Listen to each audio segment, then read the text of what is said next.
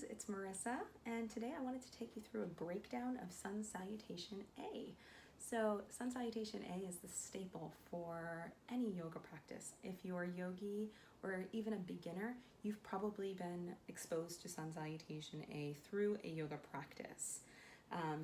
Sun Salutation is a wonderful way to start your practice because it warms the whole body up. It is a whole body series of asanas or movements that really is great from both flexibility, coordination, the connection between the mind and the body, and then it's a really great way for you to begin tuning into your breath as well. So wonderful, but really important to think about a lot of different things. And because there's so many different things to think about, I wanted to take a minute to break down these movements and talk about what's really important to think about when you're doing your Sun Salutation A.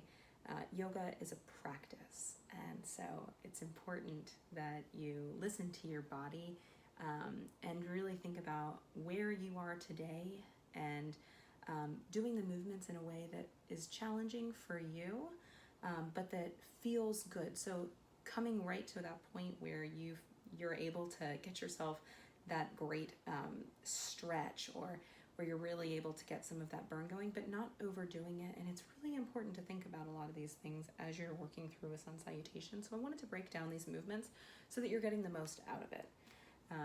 All you need is your mat, and we'll go ahead and get started. And so we're going to come to the front of our mat in Tadasana, which is mountain pose. And so thinking about the name of this posture, mountain pose, and really grounding yourself in that, thinking of yourself as a strong mountain or a tree at the top of the mountain, really rooting yourself down into the earth is a great place to bring your mind so that your body will follow in this posture. So we're gonna, you can choose to stand one of two ways in Tadasana. So you can choose to have your feet hip width distance apart. You could also bring your big toes together and your heels slightly apart here. Your choice, whatever feels more comfortable. I typically like to stand about hip width distance apart myself. But once you're here, you want to, coming from the bottom of the body all the way up, and just being mindful of all of these things as I break down these postures for you. So rooting the 4 points of the foot into the earth, really grounding through the heels here, making sure that the legs are active and the kneecaps are lifted. We want to have a slight tuck in the pelvis, just to make sure that the core is tight and engaged here.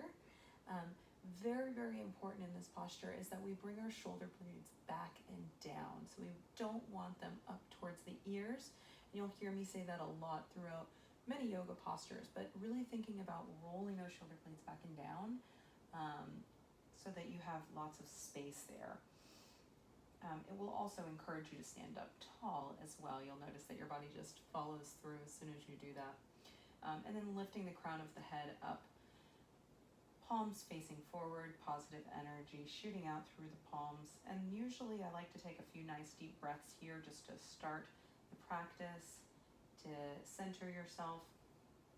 From Tadasana, we're going to lift our arms actively overhead, Uttanasana.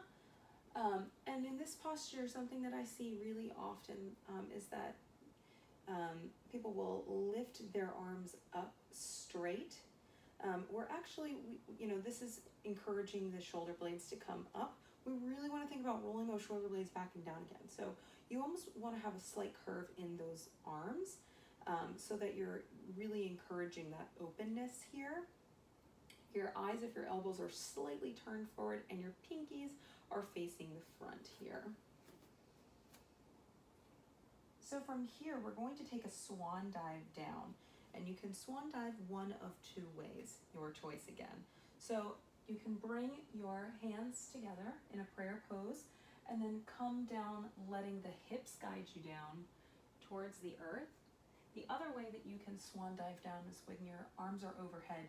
You can let them swan dive, literally, to the side, sweeping them down, and then letting the nose guide you all the way down to the ground. Great. Once you're here, you're going to be in a forward fold. And so Talking about forward folds real quick. So I see a lot of things here that we should be really mindful of. First thing is that most people are really tight in their hamstrings and their legs. It is absolutely okay to have a bend in your legs. I'll say that again. It's absolutely okay for you to have a slight bend in your knees. It's more important that you're actually bringing the crown of the head down into the earth and letting that gravity pull you down than to try to straighten those legs and get there. You will be able to straighten them at some point. You'll get there, just keep practicing. I promise you'll get there one day. But listen to your body, and some days you might actually be able to get down further, and other days you might be a little bit more tight. And just really having grace with yourself and listening to how your body feels every single day, especially in the first forward fold, giving yourself whatever space you need to get there. So, but here we really want to think about being down in a forward fold and letting gravity pull us. So if you see what I just did there, you want to make sure that the crown of the head is down and just releasing to gravity. So maybe to remind yourself to do this, you can shake your head yes and no. A lot of times I see that people wanting to look up here and looking up at the front of the room at the instructor or at the video. And in this posture, really to get the most out of it, you want to make sure that you're extending and you're letting that head drop and just give yourself a way to the gravity. So that's where you're going to feel the most here in the back of the legs. Whether the knees are bent or not, you'll feel it. From here, we're going to lift the head, and so not all the way, you don't want to contrast it looking up to the front of the room, but almost just right in front of the mat here to gaze. And here you're going to bring your fingertips or your hands to the shins or to the thighs, whatever's more comfortable. Usually the length of the legs will tell you where you're going to be. So bringing those hands to the shins. And then from here, we're going to come into our plank. So grounding those hands into the earth and then stepping back into a plank, 1 foot at a time. So here's where I'm going to start sharing some different variations for your sun sals. The first one is that you'll notice sometimes people will jump back into their plank pose. From here, you really want to make sure you give yourself your nice bend in your legs, even if they weren't bent previously. If you are going to do a jump, you want to make sure that they're bent so that you can spring yourself back and really engage the core. So as you're popping yourself back into that plank, really engage that core and let your core guide you through that hop. The other variation that you could do is actually even take an inversion. If you would like to take a handstand and then come into a plank, from jumping from handstand to plank is also another variation for yogis that really want to get fancy or show their advanced skills. But for now, let's break down plank, because plank is a really challenging pose, and so and it's super active pose, so it's really important to think about a couple things here. First thing is that plank is a challenge. It's really engaging the core, and to be able to do a good solid plank, you've got to really engage that core in a big way. And so that takes training. And so if you are having trouble staying in this plank posture, then go ahead and maybe release one knee down to the ground. Maybe even if you're just starting out, put both knees down on the ground. But if you're ready and your strength is really strong today, then go ahead and get in that plank pose. And from here, we're going to take a chaturanga. So we're going to lower down slowly, and what you want to think about here is brushing the arm up onto the rib cage. So rather than bowing that arm out as you go down, which is probably what you want to do because it's easier, you want to really think about being mindful and lowering yourself down with control as you brush that inner arm onto the side body. So I'll show you what that looks like here.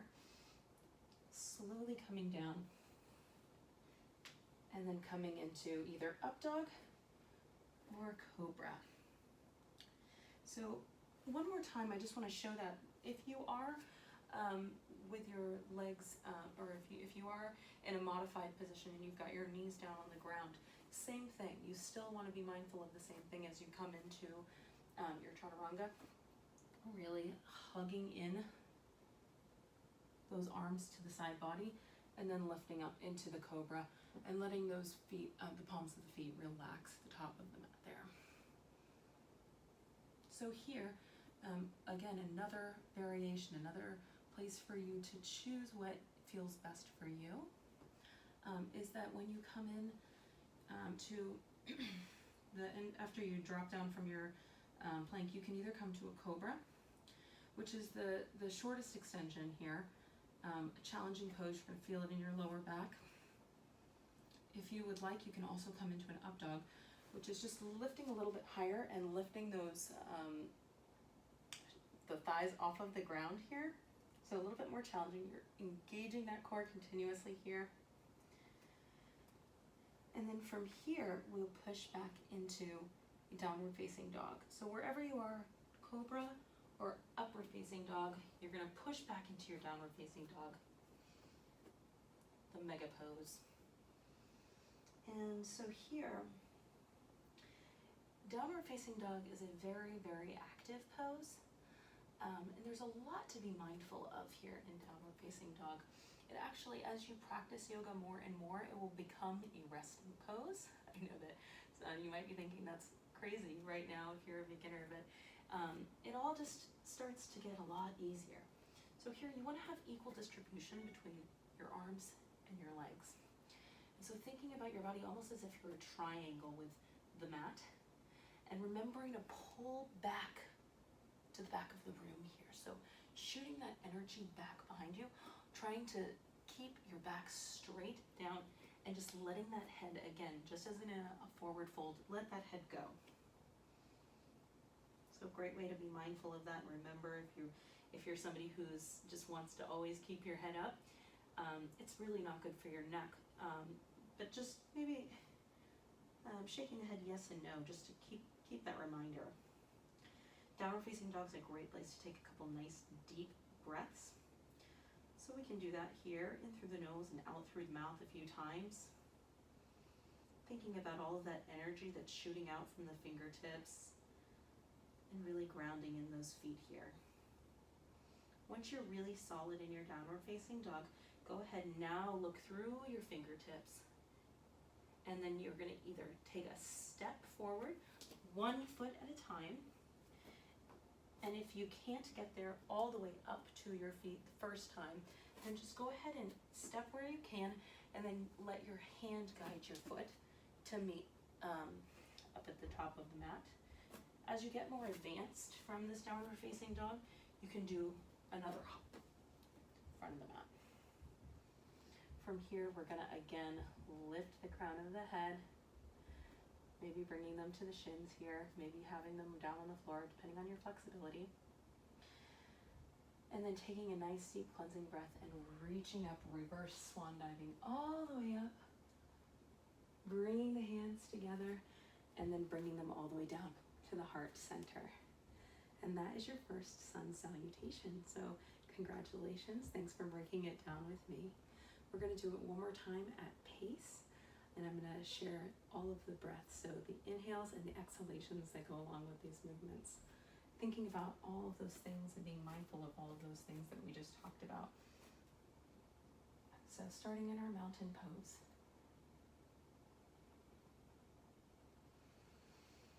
Taking a nice deep cleansing breath in and out.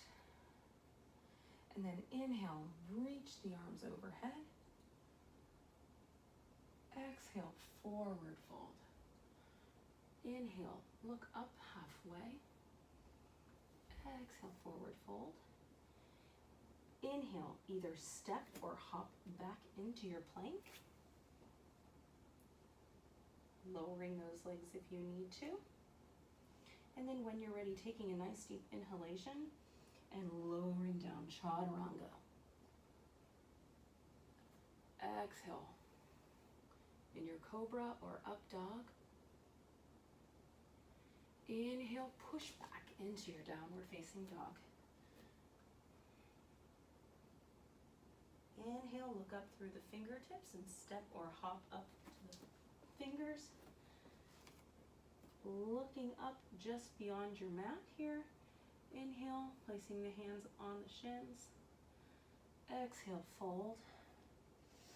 Inhale, shooting that energy all the way back up again. Exhale, bringing the hands to heart center. Great job. Thanks so much for joining me for the Sun Salutation A series breakdown. Hope to see you soon and hope it helped to incorporate into your practice for next time so that your sun cells are that much sweeter. Namaste, friends.